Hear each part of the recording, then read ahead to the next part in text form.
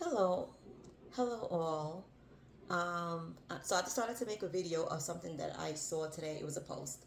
Yes, I'm in my old lady vibes right now. It's very late, and I'm on my computer working, and I just look like an old lady. But let's pretend that's not happening. So I digress. Someone posted something about emotional fragility, right? And one of the things that I have to say about people talking about emotional fragility is that in this world today, the way it stands is that a lot of people want to feel okay. Let me take my glasses off. Let me take my spectacles off. Um, a lot of people feel today that it's okay to speak a certain way about people, right? It's kind of like, okay, if you have feelings about certain things or if you're a bit emotional about things, you're fragile, you're sensitive, or but it's like this is 2025. What kind of situation has it gotten to where we don't even care about people's feelings?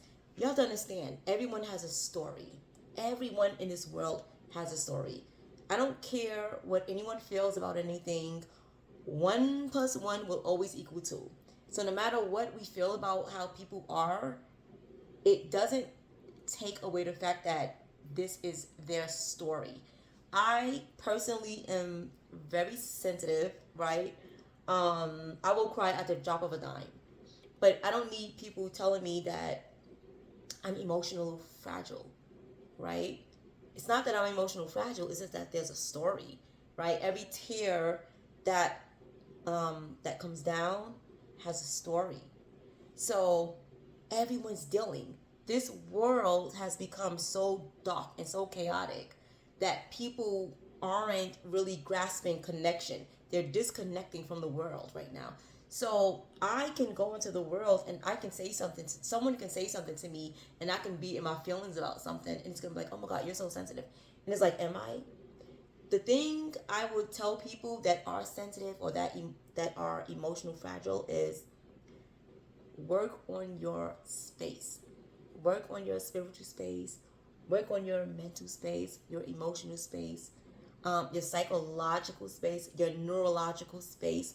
Work on that, because everyone's not going to understand you, and there's going to be people in this world that's going to make you feel that you're just too sensitive or you're just too fragile, right?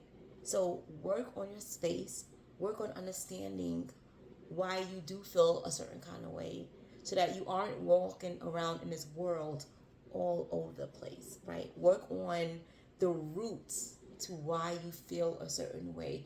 And to the people that feel that those people are emotionally fragile, maybe think for a second, you know what? This world is a very big place. There are billions and billions of people in this world. So we have to really think about the people that we are talking about, the people that we're judging. It's very easy to do that. We're on social media and we're in that space. Maybe start thinking about why people are how they are. Maybe think about why people, you don't have to handheld people, because that's one thing I would never do. I would never say to, let me hand hold you. I used to be that person, and that made me dangerously compassionate, so I don't do that anymore.